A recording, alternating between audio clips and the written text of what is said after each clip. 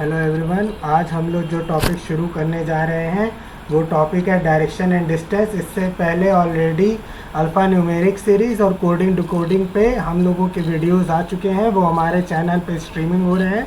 आप सब जाओ और उसको देखो, ठीक है। एंड आई होप कि अगर आप सबको ये वीडियो पसंद आ रहे हो तो आप सब इन वीडियोस को लाइक, सब्सक्राइब और शेयर करो ताकि हमारा जो चैनल है वो ग्रो कर सके। हम लोग तो यही चाहते हैं कि ज़्यादा से ज़्यादा लोगों तक इस चैनल का कंटेंट पहुँचे। इसको पहुँचाने में अगर कोई मदद कर सकता है तो वो सिर्फ आप ही लोग हैं, ठीक है। तो आज चलिए हम लोग नया टॉपिक शुरू करते हैं। ये नया टॉपिक जो हमारा है वो है डायरेक्शन एंड डिस्टेंस। और डायरेक्शन एंड डिस्टेंस का मतलब क्या होता है?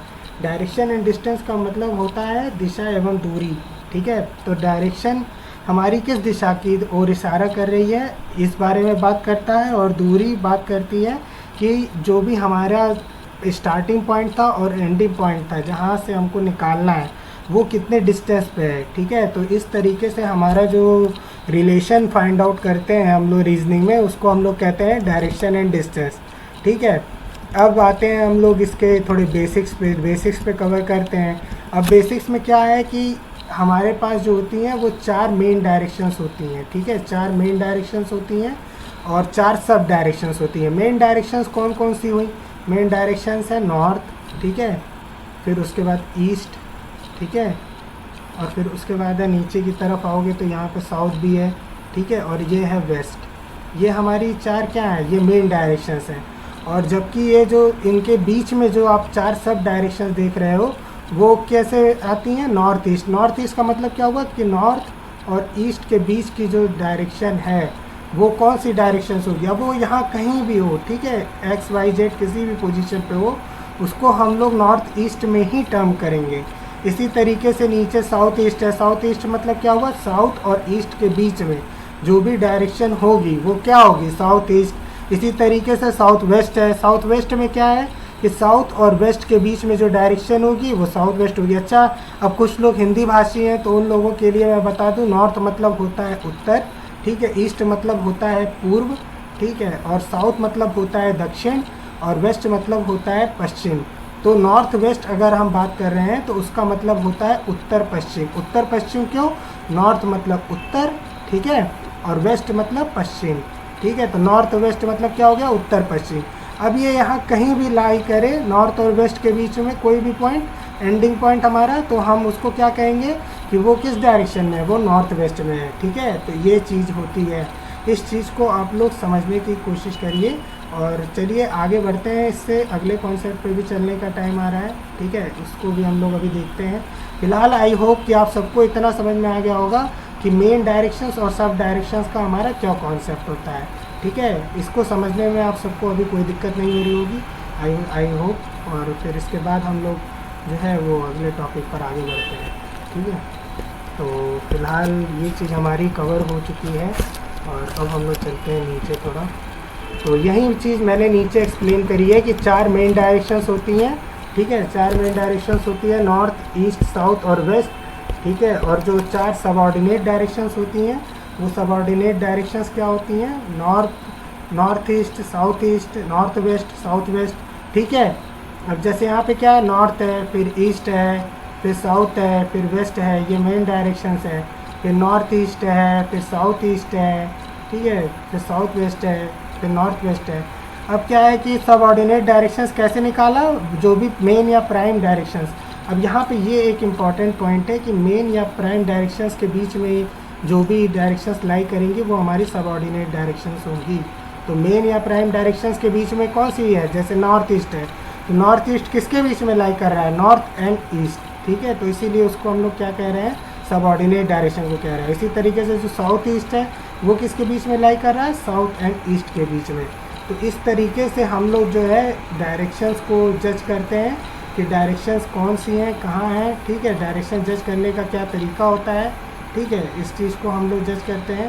तो आई होप कि अभी तक जो भी कॉन्सेप्ट आप लोगों को मैंने बताया वो आप लोगों को क्लियर हो रहा होगा। और उसको समझने में अगर किसी को कोई दिक्कत हो तो वो मुझसे बाद में हमारे टेलीग्राम चैनल पे भी डिस्कशन कर सकता है, ठीक है। और आगे अब बढ़ते हैं अब हम लोग अगले टॉपिक पर बढ़ते हैं कि आखिर अगर हम लोग तो अभी तक ये समझ रहे थे कि डिस्टेंस के बारे में कोई बात ही नहीं की। अभी तक तो हम लोग ये समझ रहे थे कि डायरेक्शंस कैसे निकाली जाती हैं, कितनी तरह की डायरेक्शंस होती हैं और उन डायरेक्शंस के नॉमेनक्लेचर क्या होते हैं। ठीक है, बेसिकली उनका नामकरण क्या होता है, किस तरीके से डायरेक्शन हम लोग रखते हैं, उसके बारे में बात हो रही थी। अब जो बात करेंगे हम लोग वो बात करेंगे डिस्टेंस निकालने के बारे में। डिस्टेंस निकालना भी एक इंटीग्रल पार्ट है, बिल्कुल जैसे आपको डायरेक्शंस निकालना इंपॉर्टेंट है वैसे ही डिस्टेंस निकालना भी इम्पॉर्टेंट है। डायरेक्शंस एंड डिस्टेंस में डिस्टेंस जो है हमारा वो बहुत ही क्रूशियल रोल प्ले करता है, क्योंकि डिस्टेंस निकालने में कई लोग कंफ्यूज हो जाते हैं। अगर आपने डायरेक्शन सही तरीके से प्लॉट नहीं की तो आपका जो डिस्टेंस होगा वो कभी भी सही नहीं आएगा। तो कुछ रूल्स होते हैं जिनको हम लोगों को मेमोराइज़ करना होता है डायरेक्शन और डिस्टेंस के क्वेश्चन अप्रोच करने से पहले, ताकि हम लोग डिस्टेंस के क्वेश्चन बना सकें। जैसे कि इसमें एक चीज़ होती है, वो होती है area of a right angle triangle, जो कि मैंने यहाँ पे लिख रखा है, आप लोगों को विजुअलाइज हो रहा होगा अभी कि ये देखिए यहाँ पे एक राइट एंगल ट्राइंगल यानी कि एक समकोण त्रिभुज है जिसमें ए बी जो है वो उसका बेस है, बेस होता है। ठीक है, और जो बी सी है वो उसका परपेंडिकुलर है। ठीक है,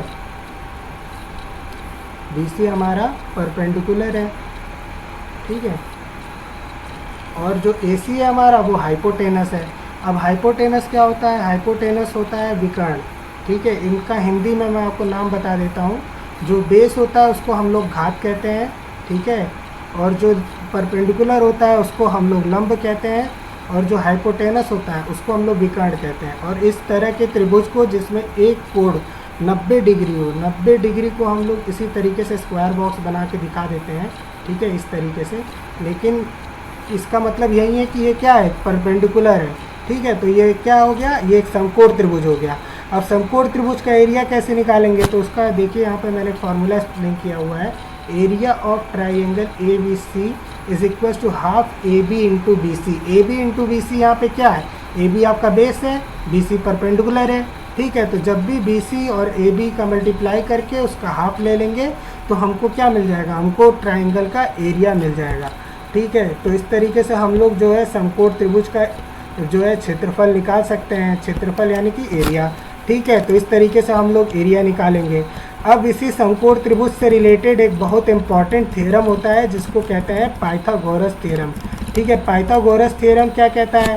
पाइथागोरस थ्योरम ये कहता है कि जब भी स्क्वायर ऑन द हाइपोटेनस, जब भी किसी हाइपोटेनस के का आप स्क्वायर लेते हो तो उसका एरिया जो होता है वो इक्वल टू होता है sum of the squares on the other two side. Other two side कौन कौन सी हुई?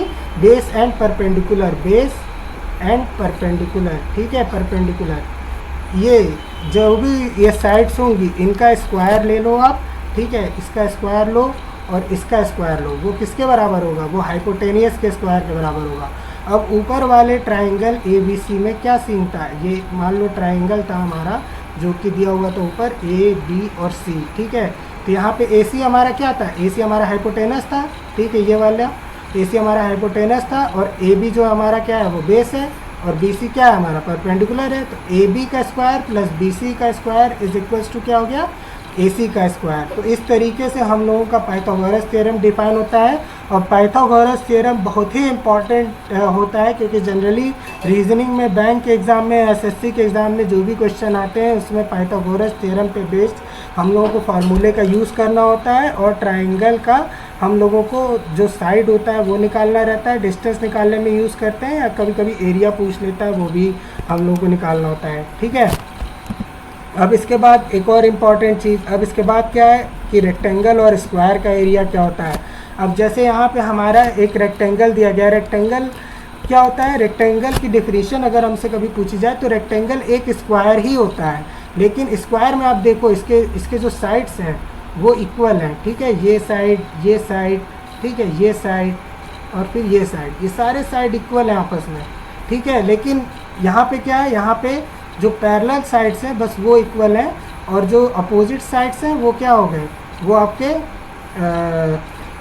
मतलब इक्वल नहीं है। तो यहाँ पे जो ये ऊपर वाला है उसको लेंथ कहेंगे, इसको क्या कहेंगे, ब्रेथ कहेंगे, ठीक है। तो ए और बी, तो अगर एरिया पूछा जाए कभी किसी रेक्टेंगल का क्या होता है ए बी सी डी का, तो क्या हो जाएगा ए इंटू बी।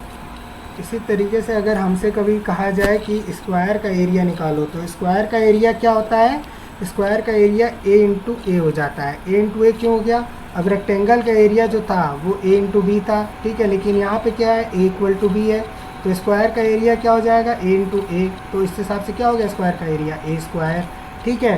तो इस तरीके से हम लोग जो है क्वेश्चन को मतलब समझेंगे कि जो स्क्वायर होता है वो भी एक तरह से रेक्टेंगल ही होता है, लेकिन उसके जो दोनों साइड्स होते हैं वो इक्वल होते हैं, ठीक है। जिस भी रेक्टेंगल के दोनों साइड इक्वल हो जाएंगे वो हमारा क्या हो जाएगा, स्क्वायर में कन्वर्ट हो जाएगा, ठीक है। अब चलिए इसको आगे हम लोग बढ़ते हैं और देखते हैं कि आगे जो हमारा क्वेश्चन है, कोई अगर एग्जांपल है तो उसको कैसे बनाएंगे, ठीक है। सबसे पहला हमारा जो क्वेश्चन दिया हुआ है वो क्या दिया हुआ है कि श्याम ट्रैवल 7 किलोमीटर नॉर्थ, ठीक है। श्याम जो है वो 7 किलोमीटर उत्तर दिशा में जाता है, वह फिर अपने दाएं मुड़ता है और 3 किलोमीटर चलता है। तो सबसे पहली इन्फॉर्मेशन क्या दे रखी है, सबसे पहली इन्फॉर्मेशन दे रखी है कि श्याम जो है वो 7 किलोमीटर उत्तर दिशा में जाता है। फिर क्या दिया है कि वो अपने दाएं मुड़ता है, ठीक है, दाएं मुड़ता है और कितना किलोमीटर चलता है 3 किलोमीटर, ठीक है। फिर वो अपने दाएं मुड़ता है और कितना चलता है 7 किलोमीटर, ठीक है। अब वो पूछ रहा है कि now in which direction is he from his starting point. तो हमको क्या करना है कि सबसे पहले जब हम स्टार्ट करेंगे क्वेश्चन बनाना, तो सबसे पहले हम लोग ये चीज़ देखेंगे कि सबसे पहला पॉइंट क्या दिया हुआ था। सबसे पहला पॉइंट ये दिया हुआ था कि स्टेप 1 हम लोग जो एज्यूम करेंगे कि वो एक पॉइंट ए से स्टार्ट किया और फिर 7 किलोमीटर उत्तर दिशा में गया। तो यहाँ पे देखो आप, यहाँ पे मैंने जो बनाया हुआ है उसमें मैंने क्या किया है कि ए से वो चला, ठीक है, बी की तरफ, बी किस दिशा में है नॉर्थ, तो कितना किलोमीटर चला उसमें 7 किलोमीटर। तो ये पहला पॉइंट हमारा हो गया, ठीक है, कि मतलब वो ए से बी की तरफ 7 किलोमीटर उत्तर दिशा में चल चुका है। अब क्या कह रहा है, then he turns to his right and walks 3 kilometre to reach point C. अच्छा, ये ए बी सी मैं अपने सहूलियत के लिए एज्यूम कर रहा हूँ, ठीक है, कोई ज़रूरत नहीं है कि आप लोग भी एज्यूम करो एग्ज़ाम में। ये मैं बस अभी बताने के लिए, एक्सप्लेन करने के लिए इसको एज्यूम कर रहा हूँ कि सबसे पहले वो क्या किया कि 7 किलोमीटर उत्तर दिशा में गया, फिर वो वहाँ से अपने दाएं मुड़ा, ठीक है, और कितना किलोमीटर चला 3 किलोमीटर, और किस पॉइंट पे पहुँचा सी पे, ठीक है। तो ए से चल के अब हम लोग सी पर आ चुके हैं, ठीक है।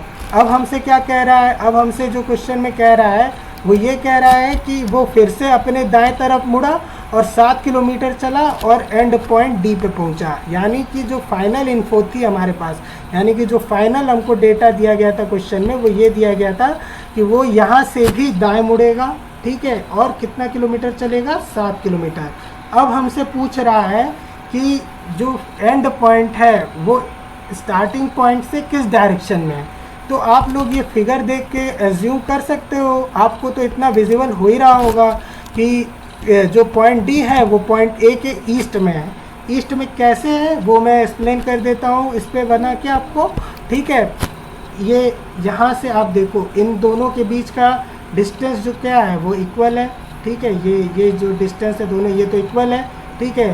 तो इनके बीच में ये जो है, अगर आप इस तरीके से इसको मिलाओगे तो ये किस तरफ जा रहा है, इस तरफ जा रहा है, ठीक है। अब आपको क्या करना है, यहाँ पे एक एज्यूम कर लो आप ऐसे, ठीक है। तो ये नॉर्थ हो गया, ये क्या हो गया ईस्ट हो गया, नीचे वाला क्या हो गया साउथ हो गया, और ऊपर वाला क्या हो गया वेस्ट हो गया, ठीक है। तो ए से जो डी पॉइंट है वो ए से किस डायरेक्शन में, ईस्ट डायरेक्शन में है। तो वही चीज़ मैंने लिखी है, hence it is evident from the figure now that point D is to the east of point A, so Shyam is now on the east direction from his starting point. बस हमारा question यहीं का यहीं ख़त्म। अगर मान लो हमसे पूछ लेता डिस्टेंस कितनी है, तो देखो ये दोनों डिस्टेंस भी तो आपस में इक्वल है, ठीक है। तो हम लोग कुछ नहीं करते, बस इतना कर देते कि डिस्टेंस कितनी हो जाएगी 3 किलोमीटर हो जाएगी, 3 किलोमीटर और कितना ईस्ट, ठीक है। बस ये ऑप्शन में अगर दिया रहेगा तो आप खट से टिक कर दो और फिर आपका क्वेश्चन यहीं कहीं ख़त्म हो गया, ठीक है। तो इस चीज़ को बहुत ध्यान से समझो।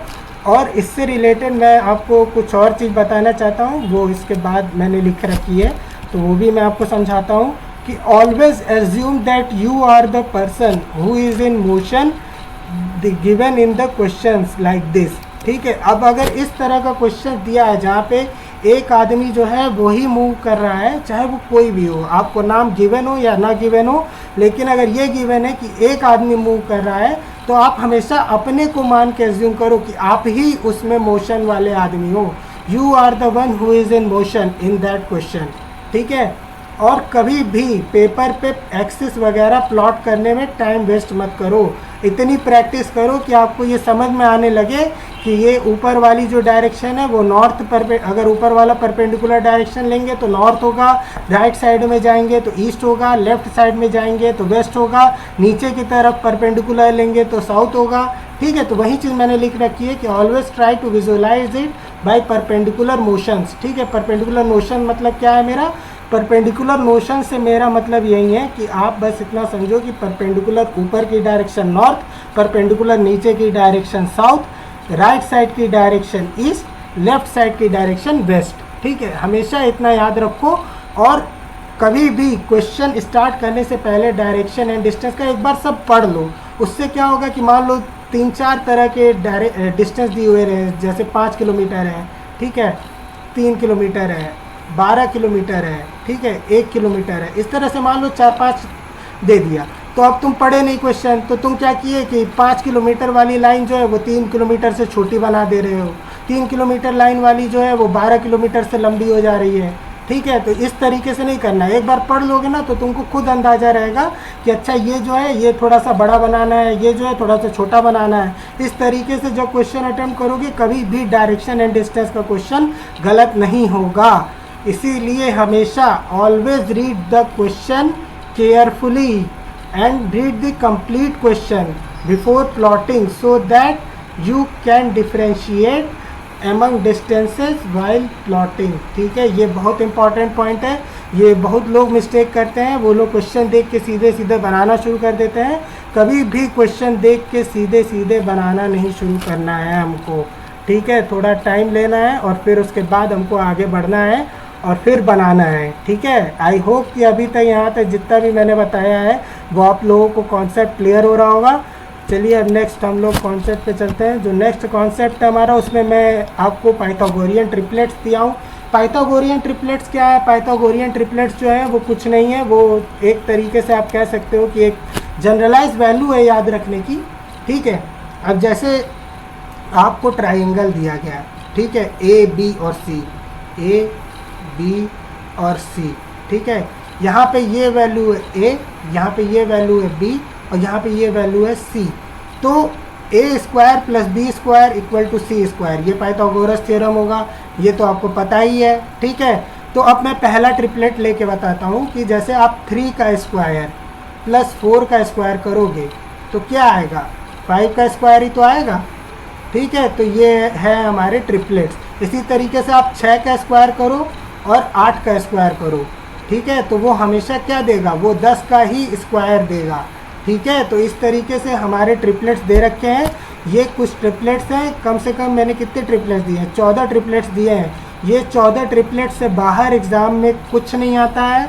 आप इसको अच्छे से याद कर लो, तुरंत आपका क्वेश्चन देखते ही डिस्टेंस का टिक करना है, बिल्कुल टाइम वेस्ट नहीं करना है। जितना टाइम आप ज़्यादा से ज़्यादा बचा सको इन सब चीज़ों में उसको आपको बचाना है। और पाइथागोरियन ट्रिपलेट्स इसलिए भी ज़रूरी होते हैं क्योंकि कई बार जैसे अब मान लो आपको इस तरह की वैल्यू दे दी गई कि 17 दे दिया गया, फिर आपको 144 दे दिया गया और फिर आपसे पूछ रहा है डिस्टेंस बताओ। अब आपको अगर 145 नहीं याद है तो आप क्या करोगे? 17 का स्क्वायर करोगे, फिर 144 का स्क्वायर करोगे, फिर उसको आपस में जोड़ोगे, फिर उसके बाद उसका स्क्वायर रूट निकालोगे। इसमें क्या होगा? अननेसेसरी आपका टाइम वेस्ट हो जाएगा। तो उसको हम लोगों को बचाने के लिए क्या करना है? उसको हमको बचाने के लिए ये ट्रिपलेट्स याद करने हैं।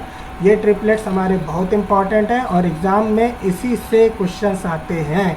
इसीलिए ये 14 के 14 ट्रिपलेट्स सब लोग याद कर लेना। मैं बार बार बोल रहा हूँ, ये सब के सब बहुत ही इंपॉर्टेंट है। एंड आई होप कि सब लोगों को जब भी ये क्वेश्चन अटेम्प्ट करेंगे तो धीरे धीरे ये चीज़ें मेमोराइज हो जाएंगी।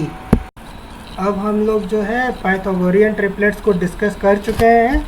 ठीक है। अब पाइथागोरियन ट्रिपलेट्स डिस्कस करने के बाद अब हम इस पर एक क्वेश्चन बनाएंगे और फिर हम देखेंगे कि किस तरीके से पाइथागोरियन ट्रिपलेट्स का इसमें यूज़ होता है, ठीक है। या जो भी कॉन्सेप्ट हमने अब तक डायरेक्शन एंड डिस्टेंस के बने हैं उसको किस तरीके से हम लोग अप्लाई कर सकते हैं, उससे रिलेटेड एक क्वेश्चन देखते हैं, ठीक है। तो चलिए नेक्स्ट क्वेश्चन पे हम लोग चलते हैं। नेक्स्ट क्वेश्चन जो दिया है, नेक्स्ट क्वेश्चन दिया है a person starting from point and moves 1 kilometre towards north direction. इसका मतलब क्या है कि एक व्यक्ति वो किसी पॉइंट से स्टार्ट करता है और 1 किलोमीटर किस डायरेक्शन में जाता है, नॉर्थ डायरेक्शन में जाता है। Then he turns to his right and moves 3 kilometre. तो अब क्या हुआ कि वो अब अपने दाएं मुड़ा और कितना किलोमीटर चला, 3 किलोमीटर। फिर क्या दिया है कि फिर again he turns to his right and moves 5 kilometre. अब क्या दिया है कि वो फिर से अपने दाएं मुड़ा और कितना किलोमीटर चला, 5 किलोमीटर। अब क्या बोल रहा है, in which direction and how far is he from his starting point. अब वह प्रारंभिक बिंदु से किस दिशा में, वह कितनी दूरी पे है, हम लोगों को ये चीज़ क्वेश्चन में फाइंड आउट करनी है। तो मैंने सबसे पहले क्या कहा था, आप एक बार क्वेश्चन पढ़ोगे तो डिस्टेंस क्लियर हो जाएगी। डिस्टेंस क्या क्या दे रखी है, 1, 3 और 5। तो हमको पता है कि 1 वाले का जो मेज़र लेंगे वो 3 वाले से थोड़ा छोटा होगा, ठीक है। 3 का जो मेज़र होगा वो 5 से थोड़ा छोटा होगा। इस तरीके से हम लोग बनाएंगे तो कभी भी क्वेश्चन डायरेक्शन एंड डिस्टेंस का गलत नहीं होगा, ठीक है। तो इस तरीके से हम लोगों को इस क्वेश्चन को अटेम्प्ट करना है। तो चलो इसको देखते हैं कि इसको सॉल्व करने का क्या स्टेप होता है। सबसे पहले हम लोग एज्यूम करेंगे कि he started from point A and move to 1 kilometre north, move to B 1 kilometre north, ठीक है। तो यहाँ से हम लोग क्या कहना चाह रहे हैं कि यहाँ से स्टार्ट किया और 1 किलोमीटर किस दिशा में गया, उत्तर दिशा में गया। अब यहाँ से उत्तर दिशा किस तरफ पड़ती, अगर हम इस तरह बनाते तो ये नॉर्थ यहीं तो होता, तो ये इस डायरेक्शन में मूव किया, ठीक है। तो अभी हमको क्या हो गया, ये पहला पॉइंट हमने बना लिया है, ठीक है। अब चलते हैं नेक्स्ट पॉइंट पे। नेक्स्ट पॉइंट पे क्या कह रहा है, now he turns to his right and move 3 kilometre to reach point C. तो अब क्या हो रहा है कि वो अपने दाएं तरफ मुड़ रहा है। दाएं तरफ मुड़ के वो कितना किलोमीटर चल रहा है, 3 किलोमीटर चल रहा है, ठीक है। 3 किलोमीटर चल रहा है और कहाँ पहुँच रहा है, पॉइंट सी पे पहुँच रहा है, ठीक है। 3 किलोमीटर चल के पॉइंट सी पे पहुँचा। 3 किलोमीटर, 3 किलोमीटर क्या है, ये 3 किलोमीटर इस दिशा में चला और पॉइंट सी पे पहुंचा। तो अगर वो पहले नॉर्थ फेसिंग था तो अब किस फेसिंग में हो गया, ईस्ट फेसिंग में हो गया। कैसे, ये देखो, ये यहाँ पे चला, अब यहाँ पे ये इस तरीके से आया। तो अगर ये नॉर्थ है तो ये ईस्ट ही तो होगा। तो अभी वो क्या हो गया, ईस्ट फेसिंग हो गया, ठीक है। लेकिन उससे अभी हमको कोई मतलब नहीं है क्योंकि अभी इसके आगे और मूवमेंट करना है। ये तो मैंने समझाने के लिए बताया है। अब वो क्या कह रहा है, now he again turns to his right and moves 5 kilometre to reach end point D. तो अब क्या हुआ, अब वो सी से जाता है किस दिशा में, दाएं तरफ, और कहाँ पहुंच जाता है, डी पे। डी कितना दूरी पे है, 5 किलोमीटर, 5 किलोमीटर की दूरी पे है डी। ये डिस्टेंस जो दे रखी है ये 5 किलोमीटर, ठीक है। लेकिन अब हमसे क्या पूछ रहा था कि जो पॉइंट डी है वो पॉइंट ए कहाँ है, यहाँ, ये हमारा स्टार्टिंग पॉइंट है, पॉइंट ए। ये पॉइंट ए पॉइंट डी से कितनी दूरी पे और किस दिशा में है, हमको दोनों ही चीज़ें बतानी है। अगर दिशा नहीं बतानी रहती तो इतना झोली नहीं होता, तुरंत बनाते, लिख देते साउथ ईस्ट, ठीक है। साउथ ईस्ट कैसे, इसको देखो यहाँ पे मैंने जो दे रखा है नॉर्थ, आप यहाँ पॉइंट पे बना लो, north, east, south and west, ठीक है। यहाँ पे ये नॉर्थ है, फिर ये ईस्ट है, ठीक है, फिर उसके बाद यहाँ पे ये साउथ है, ठीक है, और ये वेस्ट है। तो अब देखो कि यहाँ से ये किस डायरेक्शन में, मैंने क्या बोला था यहाँ से कि इस तरफ अगर चल रहे हो तो किसी भी पॉइंट पे हो हमेशा क्या होगे, साउथ ईस्ट ही होगे। तो यहाँ पे ये किस दूरी पे हो गया, किस दिशा में हो गया, साउथ ईस्ट में हो गया, ठीक है। तो यहाँ पे हमारा क्वेश्चन ख़त्म हो गया। यहाँ पे हमारा पहला चीज़ हमको मिल चुका है कि वो साउथ ईस्ट में है। लेकिन डिस्टेंस कैसे फाइंड आउट करोगे, डिस्टेंस फाइंड आउट करने के लिए कुछ नहीं करना है। डिस्टेंस फाइंड आउट करने के लिए बस पॉइंट ए से इस सी डी लाइन पे, जो कि ये सी डी लाइन दे रखी है हमारी, इसके बीच में आप एक परपेंडिकुलर ड्रॉ करो। तो ए से हमने एक परपेंडिकुलर डाला जो कि सी डी लाइन को ई पॉइंट पे मिलता है, ठीक है, इस पॉइंट पे मिलता है। अब ई पॉइंट को हम लोग बाइफरकेट कर लेंगे। अगर ये 1 किलोमीटर डिस्टेंस है, ठीक है, यहाँ ए से बी की डिस्टेंस अगर 1 किलोमीटर है तो सी से ई की डिस्टेंस कितनी हो जाएगी 1 किलोमीटर। तो ई से डी की डिस्टेंस कितनी बची 4 किलोमीटर, ठीक है।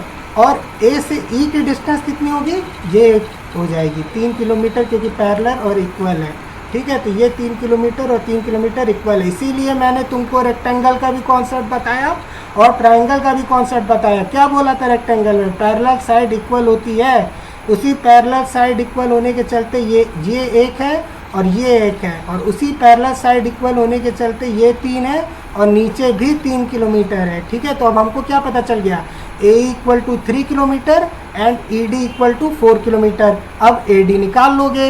ए डी कैसे निकलेगा, ए डी निकालने के लिए भी मैंने पाइथागोरस थ्योरम बताया अभी तुमको। पाइथागोरस थ्योरम क्या होता है, A D square equals to A E square plus D square, A D square equals to A E square plus D square, ठीक है। तो एक्स ए डी को मान लिया है एक्स, ठीक है, यहाँ पे एक्स मान रखा है हमने।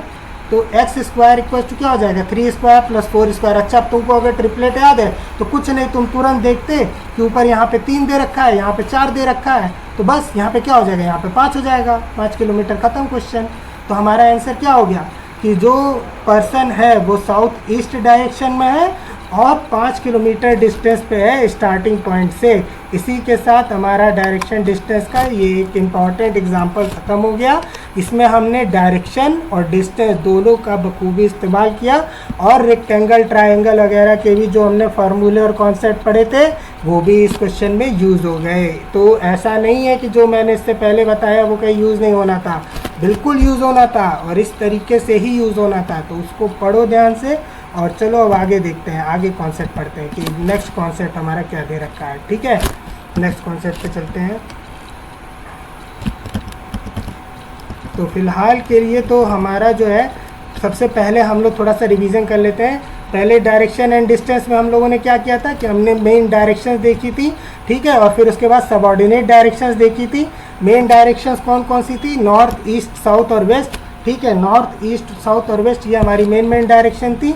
और सबऑर्डिनेट डायरेक्शन कौन कौन सी थी, सबऑर्डिनेट डायरेक्शंस हमारी जो थी वो हमारी थी नॉर्थ ईस्ट, ठीक है, साउथ ईस्ट, ठीक है, और फिर उसके बाद south west and north west. और जो सबऑर्डिनेट डायरेक्शंस होती थी वो क्या होती थी, वो मेन या प्राइम डायरेक्शंस के बीच की डायरेक्शंस होती थी, ठीक है। मेन या प्राइम डायरेक्शंस के बीच की डायरेक्शंस को क्या कहोगे, उसको हमेशा कहोगे सबऑर्डिनेट डायरेक्शन, ठीक है। अब सबऑर्डिनेट डायरेक्शन का क्या यूज़ है कि अगर मान लो नॉर्थ ईस्ट के बीच में, ठीक है, नॉर्थ और ईस्ट के बीच में कहीं भी कोई भी पॉइंट आ जाता है, चाहे यहाँ चाहे यहाँ चाहे यहाँ चाहे यहाँ, कहीं भी आ जाता है, तो वो कहाँ का आ जाएगा, नॉर्थ ईस्ट डायरेक्शन में ही कहा जाएगा, ठीक है। तो ये तो हुई थी डायरेक्शन की बात। अब हम लोग आए डिस्टेंस वाले कॉन्सेप्ट पे, ठीक है। डिस्टेंस वाले कॉन्सेप्ट पे मैंने तुमको राइट एंगल ट्राइंगल बताया कि राइट एंगल ट्राइंगल क्या होता है, उसका एरिया कैसे निकालते हैं। फिर मैंने तुम्हें पाइथागोरस थ्योरम बताया। पाइथागोरस थ्योरम बहुत इंपॉर्टेंट है, ठीक है, इसको भी नेक्स्ट क्वेश्चन में हम लोगों ने यूज़ किया। फिर हमने रेक्टेंगल या स्क्वायर के एरिया निकालना सीखा, ठीक है, और फिर हमने उस पर बेस्ड कुछ क्वेश्चन किए, ठीक है, क्वेश्चंस बनाए। अब क्वेश्चंस बनाने के बाद हमने कुछ पाइथागोरियन ट्रिपलेट भी तुमको बताए, पाइथागोरियन ट्रिपलेट का क्या यूज़ होता है ये भी बताया, ठीक है। फिर जब नेक्स्ट क्वेश्चन बनाया तो उसमें पाइथागोरियन ट्रिपलेट आया। जब पाइथागोरियन ट्रिपलेट आया तो हमको ये समझ में आया कि जो भी कॉन्सेप्ट हमने अब तक पढ़े वो सब यूज़ होंगे और उनको सीरियसली हमको मेमोराइज करना है, ठीक है। तो इतनी चीज़ें ध्यान में रखो। अभी डायरेक्शन एंड डिस्टेंस का हमने सिर्फ हाफ पार्ट कवर किया है एंड आई होप कि अभी तक जो भी मैंने बताया है वो सबको समझ में आया होगा। और अगर सबको समझ में आ रहा हो और अच्छा लग रहा हो तो हमारे चैनल को लाइक करो, सब्सक्राइब करो और शेयर करो ताकि खूब ज़्यादा से ज़्यादा नंबर में हमारा चैनल्स ग्रो कर सके, ठीक है। Thank you so much. अब इसके आगे हम लोग नेक्स्ट पार्ट में पढ़ेंगे, ठीक है। फ़िलहाल के लिए इतना बहुत है। Thank you.